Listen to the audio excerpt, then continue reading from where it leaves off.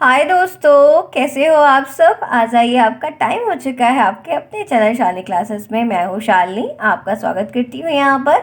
आज हम पढ़ेंगे साइंस में हमने एक चैप्टर कर लिया है, उसे क्वेश्चंस करवाने हैं जो कि मैं आपको क्लासेस बाई शालिनी पे आपको, जैसे आज मैंने हिंदी करवाया था ना, 12 बजे मैंने हिंदी के पहले लेसन के सारे क्वेश्चंस करवाए थे, वैसे सेम टू सेम मैं आपके इंग्लिश साइंस के भी आपका एक चैप्टर हो चुका है। इसके जितने भी प्रश्न है वहाँ पर मैं 1 बाय 1 करके करवा दूंगी, ऑब्जेक्टिव भी करवा दूंगी और लिखने वाले भी। ठीक है, तो वो कोई प्रॉब्लम नहीं होगी। थ्योरी का थ्योरी तैयार, क्वेश्चन का क्वेश्चन तैयार, तो बढ़िया है, दोनों चीज़ें एक साथ साथ चलेंगी। आज आपकी 4 बजे क्लास हुई थी, नहीं देखा तो ज़रूर देख लीजिएगा। और ये दूसरी क्लास है जो रात की 9 बजे हम यहाँ पर कर रहे हैं। चलिए जानते हैं कि साइंस की क्लास में हम क्या पढ़ेंगे। तो आपका जो चैप्टर 2 है उसमें मिट्टी से संबंधित, खेती बाड़ी से संबंधित, कीटनाशक से संबंधित कुछ उपकरण जो खेती बाड़ी में यूज़ होते हैं, फरुआ है और गदाला यूज़ करते हैं, लोग जानते होंगे आप लोग। और फरुई आती है वो करते हैं, और खुरपी आती है वो करते हैं, बहुत सारी स्प्रे मशीन आती है वो करते हैं, पावर टिलर के ट्रैक्टर वगैरह आते हैं वो करते हैं, और रोटावेटर आते हैं जोतने वगैरह के लिए, वो सब करते हैं। तो ये सारी चीज़ें, दवाएं, कीटनाशक के नाम, तो ये सारी चीज़ें आपको पढ़नी होगी पूरे चैप्टर में। अच्छा चैप्टर है, प्रकृति से, वातावरण से, इन्वायरमेंट से संबंधित है, तो ये चैप्टर काफ़ी बढ़िया रहेगा, इजी रहेगा। प्रश्न भी इनसे आपके ऑब्जेक्टिव भी आते हैं, वो वाले भी आते हैं। तो तैयार है जानने के लिए इस चैप्टर में क्या क्या चीज़ें हैं और क्या क्या इंपॉर्टेंट टर्म में आपको ध्यान रखना होगा।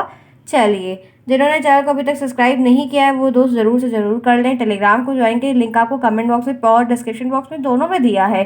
और आपको टेलीग्राम ज्वाइन करेंगे तो जो क्लास आपको नहीं मिलती नोटिफिकेशन, उसका लिंक दिया जाता है, डेली क्विज करवाई जाती है, तो वो आपके लिए बेनिफिट होगा। ठीक है, और आपको जो नोट्स वगैरह लेनी, जिनको भी पेड नोट्स लेनी है, वहाँ पर जाकर सर से मिलकर ले सकते हैं। सर से बात करनी होगी, वो अपनी डिटेल आपको बताएंगे। आपको उनसे कैसे डील करना है वो आप पे डिपेंड करता है, और आप उनसे कर सकते हैं। मैंने ये बात बोल रखी कि बच्चों की हेल्प जरूर कर दीजिएगा, ताकि बच्चे हैं पढ़ ले, उनके लिए काफ़ी हेल्पफुल होना चाहिए। ठीक है, चलिए आगे। क्लियर सभी को? आइए आराम से करेंगे, कोई जल्दबाजी नहीं है, बहुत वक्त है। जैसे फर्स्ट सेमेस्टर का सिलेबस हमने कवर किया था ना, ऐसे सेकंड का हम कर लेंगे, लेकिन आपको अपना सपोर्ट बनाए रखना होगा। और जितने बच्चों ने ना पर्पल हार्ट्स भेजे हुए थे, उनको बहुत बहुत थैंक यू कि आपने मेरी बात को माना, और आप लोग के भर भर के कमेंट्स आए हुए थे, जो कि बहुत अच्छा लगा मुझे देखने में। आइए जानते हैं मिट्टी के बारे में। मिट्टी तो हम जानते हैं, मृदा, जिसकी सौंधी सौंधी सी खुशबू होती है, जो कि बहुत अच्छी लगती है जब बारिश होती है। तो यहाँ पर है कि मृदा क्या है, मिट्टी किसे कहते हैं, मृदा किसे कहते हैं, मृतिका किसे कहते हैं, ऐसे कई सारे अलग अलग प्रश्न आपसे पूछे जाते हैं। तो यहाँ पर कह सकते हैं, लिखा हुआ है मिट्टी यानी मृदा, कोई या कई कह सकते हैं, या बहुत सारी कह सकते हैं, विभिन्न कह सकते हैं, तरह तरह की कह सकते हैं। मृदा कई ठोस, तरल और गैसीय पदार्थों का मिश्रण है। सबसे पहली बात कि मिट्टी जो है वो एक मिक्सचर है। क्या है? वो एक मिक्सचर है, मिश्रण है। किसका किसका है? जिसमें बहुत सारे सॉलिड भी आएंगे, तरल भी आएंगे, और गैस ई पदार्थ, सब्सटेंस भी उसमें इन्वॉल्व होंगे, जो भूपर्पटी के सबसे ऊपर के स्तर में पाई जाती है। जो सबसे ऊपर सरफेस है वहाँ पर ये, उस लेवल पर ये आसानी से अवेलेबल है और पाई जाती है। पहली और सिंपल सी लाइन, जो कि आप आराम से याद करने वाली कोई बात नहीं, 2-3 बार देखेंगे। जो वीडियोस ना समझ में आया करें उसको आप 2-3 बार देखिए, समझ में आ जाएंगी चीज़ें। ठीक है, ये बात हो गई। जैविक, भौतिक और रासायनिक तीनों क्रियाएं इसके साथ हो रही हैं। जैविक क्रिया बायोलॉजिकल वाला, भौतिक फिजिकल और रासायनिक केमिकल वाला। इन क्रियाओं, इन प्रक्रिया के एक लंबी अवधि तक बने रहने से मिट्टी का निर्माण होता है। अब ये मिट्टी बनती कैसे है, कैसे इसका फॉर्मेशन होता है, आपसे पूछता है मिट्टी के निर्माण कैसे होता है, आप जो है फॉर्मेशन ऑफ सॉइल कैसी होती है, तब यहाँ पर मड कैसे बनता है। मिट्टी को मड कहते हैं, सॉइल को बालू कहते हैं हिंदी में। तो इनमें तीनों क्रियाओं की एक लंबी प्रोसेस होती है, कई सालों, 2 साल, बहुत साल लग जाते हैं, तब जाके इनका कंपोजिशन फॉर्म होता है, ये फॉर्मेट होती हैं। भिन्न स्थानों पे, विभिन्न स्थानों पर भिन्न भिन्न प्रकार की मृदा पाई जाती है। जो अलग अलग प्लेस होते हैं, बहुत सारे डिफरेंट डिफरेंट प्लेस होते हैं, वहाँ पर जो मिट्टियाँ पाई जाती हैं वो डिफरेंट डिफरेंट होती हैं। फलस्वरूप अगर हम कहें तो फसलों के लिए अलग, घास के लिए अलग, पेड़ पौधों में विभिन्नता पाई जाती है। फसल अलग अलग होती है, घास अलग अलग होती है, पेड़ पौधे अलग अलग होते हैं, मिट्टी का भी अलग अलग, कहीं लाल मिट्टी, पीली मिट्टी, काली मिट्टी, दोमट मिट्टी, और वो रेगुड़ वाली मिट्टी, बलुई मिट्टी, लाल, पीली, ऐसे कई सारी मिट्टियां हैं, रेतीली मिट्टी, कई सारी मिट्टियां आपको अलग अलग प्लेस पे पाई जाती हैं। सबकी अपनी अलग अलग खूबी होती है, उसी के हिसाब से हम उसको भी ज़रूर जानेंगे। ठीक है, कि मिट्टियाँ क्या हैं, कहाँ पर पाई जाती है, उनकी उपयोगिता, सब कुछ डिस्कस करेंगे। आइए, एक लास्ट पॉइंट इसमें है कि जिस मृदा में चूने की मात्रा कम होती है वह अम्लीय मृदा होती है। आप एसिडिक फॉर्म जानते हैं, एसिडिक नेचर आप जानते हैं, एसिड आप जानते हैं। ठीक है, तो जो मिट्टी में चूने की मात्रा, चूने की जो प्रेजेंस होती है वो कम होती है, उसको हम अम्लीय मृदा कहते हैं। और जिसमें चूने की मात्रा अधिक होती है वो क्षारीय होता है, एक एसिड होता है, एक बेस होता है। तो जिस मिट्टी में चूने का प्रेजेंस कम होता है, उसमें चूना कम रहता है, वो अम्लीय होता है, जिसमें ज़्यादा रहता है क्षारीय होता है। मैं आज आप सभी को एक टास्क देती हूँ, होमवर्क है। सभी बच्चे मुझे कमेंट बॉक्स में आप बताएंगे कि चूने का फॉर्मूला क्या होता है केमिस्ट्री में। ठीक है, ध्यान रखिएगा, चूने को केमिस्ट्री में जो इसका फॉर्मूला होता है वो क्या है और क्या कहा जाता है, इनको ध्यान से बिल्कुल भी भूलिएगा नहीं। देखते हैं कि ये टास्क में कौन जो बताएगा उनके नाम कल की क्लास में लिए जाएंगे। आप लोग नाम को लेके बड़े खुश, कई सारे बच्चों ने कहा था कि कमेंट्स आए हुए थे कि मैम मेरा नाम लीजिए, मुझे बड़ा अच्छा लगता है, सुन के मोटिवेशन आता है। कई सारे बच्चों ने कमेंट करके बात कही हुई है। ठीक है, जिसमें पल्लवी कोई है, उन्होंने शिव सर से कहा था, तो पल्लवी आप जो है आपने कहा था, लीजिए मैंने आपका नाम ले लिया है, खुश हो जाइए। ठीक है, काफ़ी बच्चों का नाम था, तो आप लोग अपना रिप्लाई दीजिएगा। ठीक है, चलो अब बात कर लेते हैं। जो मेजर दूसरा टॉपिक है वो है मिट्टी की संरचना और संगठन, कैसे इसका फॉर्मेशन हो रहा है, कैसे फॉर्मेट हो रहे हैं। तो पहला पॉइंट ये है कि मिट्टी के संगठन का संबंध विभिन्न प्रकार के अवसादों के अनुपात से होता है। अब अलग अलग तरह के जो अवसाद होते हैं उनके रेशियो से होता है, जबकि अवसाद की व्यवस्था का संबंध मृदा की संरचना से होता है। इन अवसादों का जो संबंध है वो मृदा की संरचना से होता है कि मिट्टी में कितने मात्रा में किस चीज़ की प्रेजेंस होनी चाहिए। हर चीज़ का जो एक नपना है वो पहले से क्लियर होना चाहिए कि उसमें कितना ऑक्सीजन है, कितना सॉलिड है, कितना गैस है, कितना तरल पदार्थ है, कौन सा पदार्थ है। उन सब चीज़ों का एक रेशियो होता है, मेजरमेंट के हिसाब से उसका व्यवस्था अगर होती है तो वो अरेंजमेंट काफ़ी अच्छा हो जाता है। फिर कहते हैं जब मृदा के कण आपस में संगठित होकर पिंड का रूप लेते हैं, मतलब आपस में संगठित हो जा रहे हैं और पिंड के रूप में हो रहे हैं छोटे छोटे, तो इन संगठित पिंडों को मृदा की संरचना कहते हैं। क्या कहते हैं? इनको हम मृदा की संरचना कहते हैं, उन्हीं पिंडों को। मृदा की संरचना और गठनता इसकी सनाथता और पारगम्यता को निर्धारित करता है। जैसे बहुत सारी मिट्टी होती है जो ढोके ढोके के रूप में होती है। ठीक है, ढोका जानते हैं ना, अब जानते ही होंगे, जाहिर सी बात है, मैं जानती तो आप लोग जानते हैं। ढोका होता है, ढेला लोग कहते हैं। तो ये पर और पारगम्यता एक ऐसी होती है जैसा छुओ तो गिर जाती है, या जिसको चींटी वगैरह खोद देती है ग्राउंड में, जब भी जाओ तो देखो चींटी घर बनाए तो वो मिट्टी का एक अलग सा गोल गोल सा भुरभुरा सा हो जाता है, तो वो चीज़ है। बारीक कणों से निर्मित चीका युक्त मिट्टी में छिद्रों का आकार छोटा और उनकी संख्या अधिक होती है, इसलिए जल को ये अब्जॉर्ब करने की क्षमता इनमें अधिक होती है। जो बारीक कणों से निर्मित मिट्टियाँ होती है, जो चीका बड़े बड़े होते हैं, उनमें जो छिद्र होते हैं उनका आकार बहुत छोटा छोटा सा होता है, और इसी वजह से पानी को जब छेद है उस मिट्टी के ढोके में, मतलब चीके में, तो वो उसमें पानी को एब्जॉर्ब करने की क्षमता उनमें ज़्यादा होती है, जिससे चीका जो है युक्त मिट्टी आर्द्र होने पर चिपचिपी हो जाती है और शुष्क होने पर दरारें पड़ जाती। बहुत सारी मिट्टियाँ ऐसी होती हैं जो उसमें छेद होता है छोटा छोटा सा, जिसमें से चींटियाँ भी अक्सर देखो निकलती, गाँव में देखने को खूब मिलती हैं। वो मिट्टी जब सूख जाती, मतलब पानी बरसा, गीली हुई, तो इतनी दलदल मिट्टी, फिसलन वाली मिट्टी होती है। जबकि मैं भी एक दो बार ऐसी मिट्टी में पड़ चुकी हूँ, फिसलती है जो और लगती बहुत तेज़ है। तो वो चीज़, वो मिट्टी क्या होती है जब सूख जाती है ना, तो फट सी जाती है, ऐसे ऐसे दरार से पड़ जाती है, देखा होगा आप लोगों ने।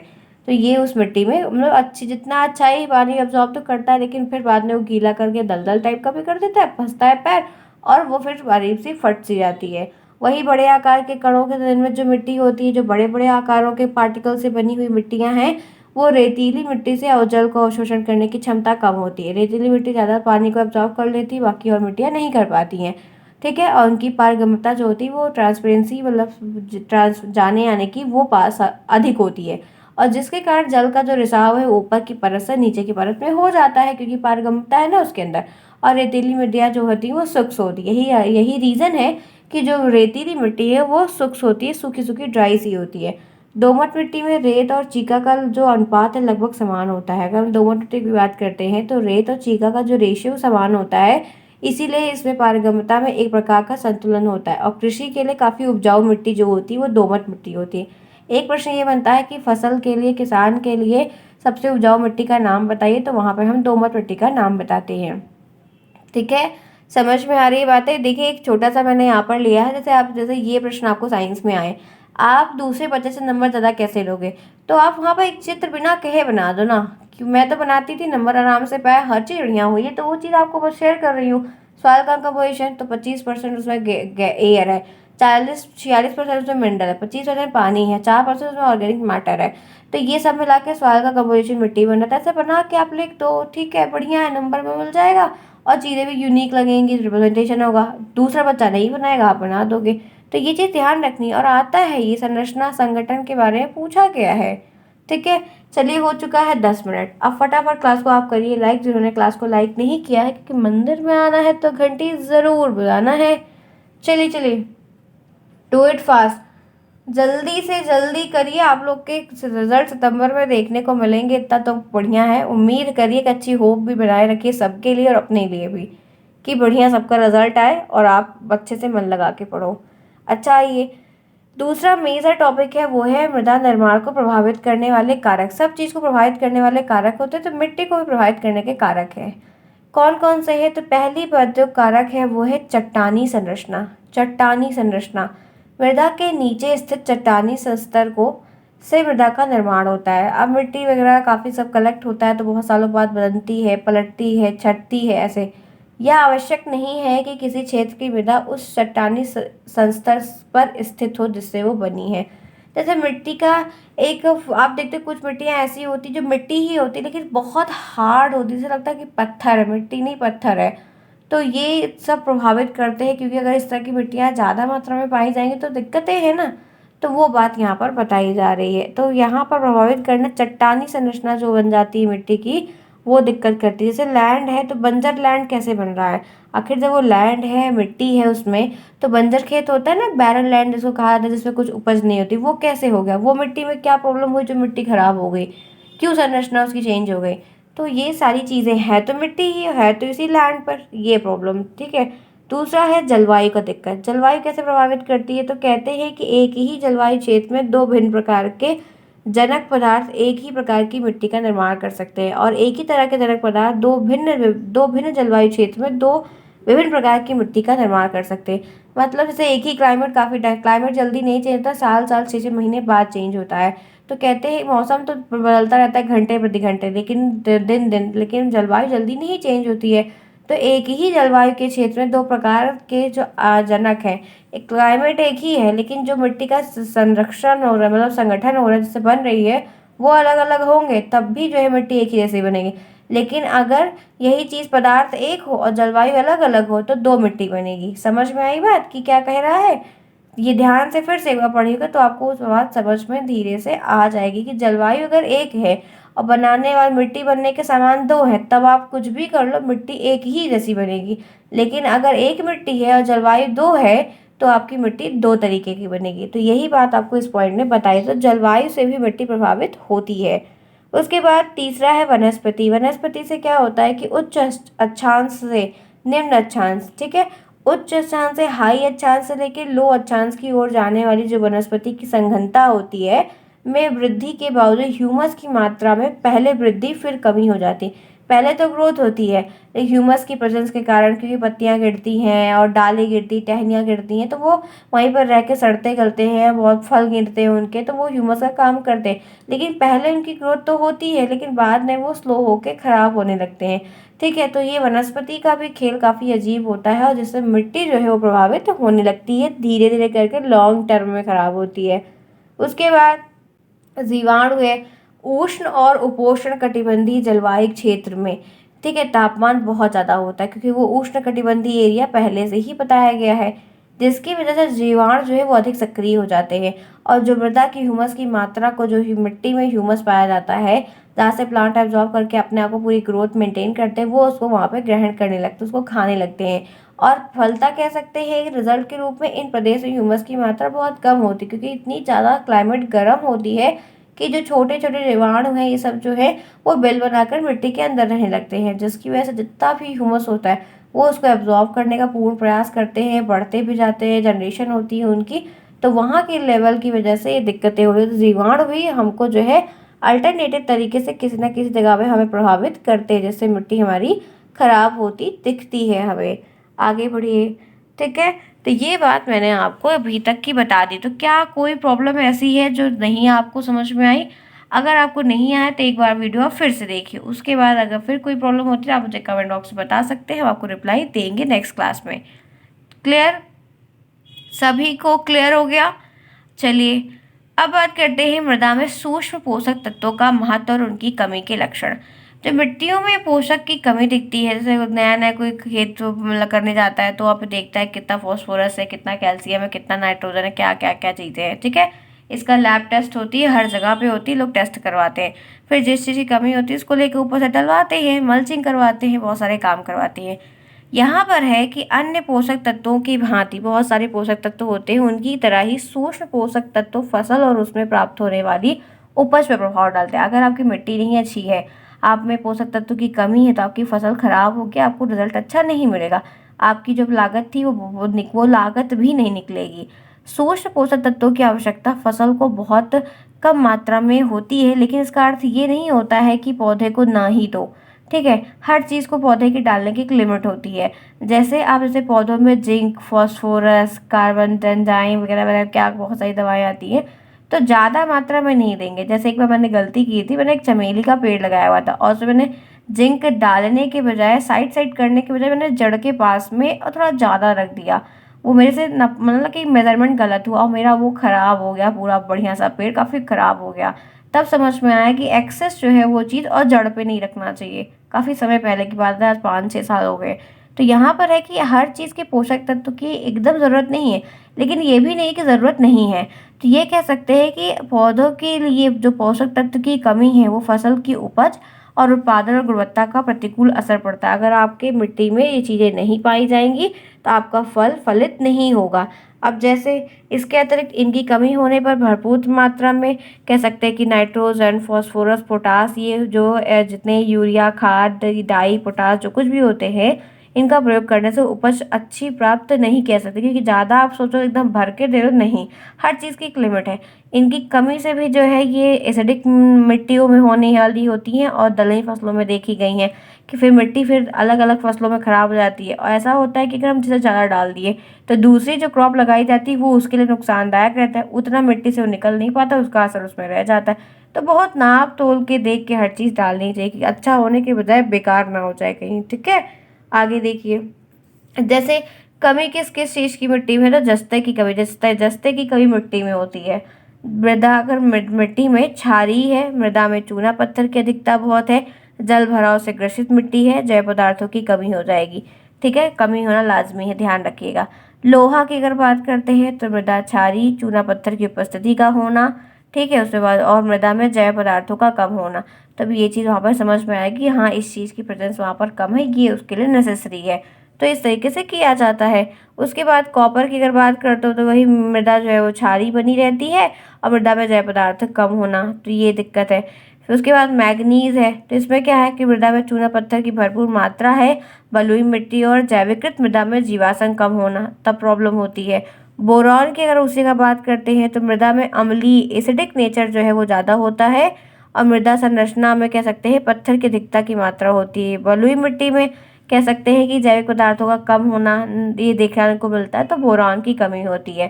तो इस तरीके से अलग अलग कमी है जिसकी वजह से आप इसको पहचान पाते हो कि मिट्टी ऐसी हो गई तो क्या करेंगे क्या नहीं करेंगे। ये मैंने मिट्टी से संबंधित कुछ बातें बताई, जितनी चीज़ें आएंगी वो आपको ऊपर बताई, फिर कुछ संबंधित चीज़ें उसमें और बता रही हूँ ताकि आप अगर मान लो बनता है प्रश्न तो उसके लिए पता रहे आपको। अब अगर दिक्कत है तो करेंगे क्या, जैसे पहला देखिए जस्ता। तो धान की अगर फसल लगी है, तो धान की फसल इस समय लगी हुई, यूपी में बारिश नहीं हुई है, बहुत ज़्यादा नहीं हुई है पूरे यूपी में, तो उसके लिए थोड़ा देखो क्या है कि धान की नर्सरी में जस्ते की कमी होने का लक्षण ये है कि पौधे की जो पत्तियां होती है धान की लंबी लंबी सी, वो छोटे छोटे धर रंग के उस पर धब्बे पड़े रहते हैं। धान की पत्ती देखोगे लाल लाल, पीले पीले, हरे हरे, काले काले, वहाँ पे धब्बे जैसे दिखाई पड़ते हैं। और रोपाई से 10 से 15 दिन के बाद जस्ते की कमी आने पर पौधे की तीसरी पत्ती का रंग जो है हल्का पीला पीला भी दिखाई दे लगता है और ऊपर की तरफ जो होती है पतली पतली हो। धान की फसल आप लोग क्या होती होगी, बहुत सारे लोग खेती बाड़ी संबंधित मतलब होंगे तो ज़रूर इस चीज़ को आप जानते भी होंगे, सो बताने की मुझे बहुत आवश्यकता नहीं है। बात कर लेते हैं लोहा की। लोहे की कमी के लक्षण कैसे जानोगे, तो वो ये है कि धान की नर्सरी में लोहे की कमी के लक्षण, ऊपरी पत्ती जो है होती है पीली पड़े, धान की पत्ती लगी हुई है, धान लगा हुआ है, अगर आपके धान के खेत की पत्तियां पीली पीली ऊपर हो, उसका मतलब उसमें जो है लोहे की कमी है। और सफ़ेद होने से ये एकदम प्रकट होता है कि आपको उर्वरक के छिड़काव से पीलापन दूर नहीं होगा, आपको ध्यान रखना पड़ेगा, आप उसको लोहे की आयरन की ज़रूरत है। अगर उस जगह पर सोयाबीन की खेती किए हैं तो लोहे की कमी से नई पत्तियों के सिराओं के बीच का हिस्सा पीला पड़ जाता है और सिराओं के किनारे का भाग जो है वो हरा हरा रहता है। और अधिक कमी होने पर नई पत्ती जो निकलती है सोयाबीन में वो सफ़ेद पड़ जाती है। तो अलग अलग चीज़ों की कमी से अलग अलग दिक्कतें देखने को मिलती हैं। बात कर लेते हैं, अगर तांबा की कमी है, तांबा की कमी होगी तो धान की फसल नई पत्तियां कुम्हला जाएगी, मुड़ी मुड़ी से निकलेगी, वो पूरी स्ट्रेट लंबी लंबी नहीं निकलेगी। अगर मैग्नीशियम की कमी हो गई है, मान लीजिए मिट्टी मैग्नीशियम कमी, आप फसल लगा दिए हो और गेहूं का खेत लगा हुआ है, मतलब गेहूं का फसल हो रहा है, तो पौधे की पुरानी पत्तियों पर छोटे सफ़ेद सफ़ेद से धब्बे पड़ेंगे और जो बाद में जो है एकदम जुड़ के चिपक से जाएंगे और फिर बाद में पत्तियां भी तो देखो चिपकी रहेगी, सड़ जाती गल जाती हैं, उसी तरीके से हो जाएंगे। गन्ने का क्या होता है कि गन्ने के पौधे की पत्तियां सिराओं के बीच में पीलापन दिखाई देगा, अगर मैग्नीशियम की कमी है तो बीचों बीच वो पीले होने लगते हैं गन्ने की पत्तियां। अगर बोरॉन की कमी है तो आप क्या करेंगे, तो बोरॉन की कमी का लक्षण ये है कि सरसों में, सूरजमुखी में, मूंगफली में, फूल गोभी में, चुकंदर में, कटहल में, आम में, नींबू में, लीची में, अंगूर में, सेब में ये दिखाई देती हैं ज़्यादा। इन सभी में फलों में ज़्यादा होती है बोरॉन की कमी, जो है वो जो फल होते हैं उनमें अधिकता में पाई जाती है। तो उसके लिए, और उसके बाद धान की अगर जैसे कमी है, धान में कमी है बोरॉन की, तो पत्तियां तो लंबी लंबी होंगी लेकिन सफ़ेद सफ़ेद दिखेंगी, ठीक है, बड़े बड़े उसमें धाग पड़ जाएंगे सफ़ेद सफ़ेद। तो ये पहचानने के लक्षण है कि किस चीज़ की कमी अगर आपके पौधे में हो रही है तो आप क्या डालेंगे। तो जो लोग इस विभाग से जुड़े होते हैं या जो बहुत समय से खेती किसानी कर रहे हैं, उनको ये अनुभव होता है कि ये चीज़ें कैसी हैं। मुझे बहुत अनुभव तो नहीं है लेकिन थोड़ा बहुत है, क्योंकि मेरे यहाँ होती है, इसलिए मुझे इस चीज़ों की जानकारी थोड़ा रहती है और मुझे भी इंटरेस्ट है जानने में कि हाँ क्या है, कैसे हो रहा है, ठीक है। चलो फ्रेंड्स, फिर आज की क्लास हम करना चाहेंगे ओवर। आपकी 22 मिनट्स की ये क्लास हुई जिसमें हमने इन सब चीज़ों के बारे में, अभी ये चैप्टर की क्लास आपको 2 से 3 बार ज़रूर मिलेगी क्योंकि ये चैप्टर बड़ा है। फिर मैं एक्सरसाइज भी आपको करवाऊंगी नए चैनल पर, जो आपका क्लासेस बाय शालिनी वाला है वहाँ पर, उसका लिंक आपको मिला है कमेंट बॉक्स में, टेलीग्राम पर भी दिया गया, और आप यूट्यूब पर जाके सर्च भी कर सकते हैं। कोई प्रॉब्लम है तो मेरे से पूछिए। मिलते हैं फिर नेक्स्ट में, तब तक के लिए take care, bye bye, see you soon, best of luck.